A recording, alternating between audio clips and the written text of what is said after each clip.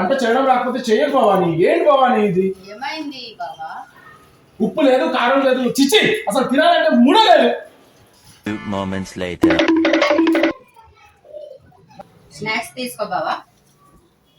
Thank you Bhavani.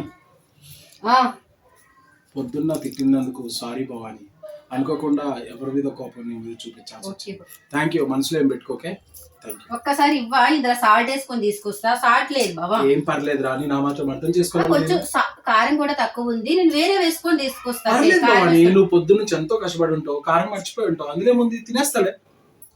బాబా నేను వేరే తీసుకొస్తాను. పర్లేదు రా, నేను తినేస్తాను.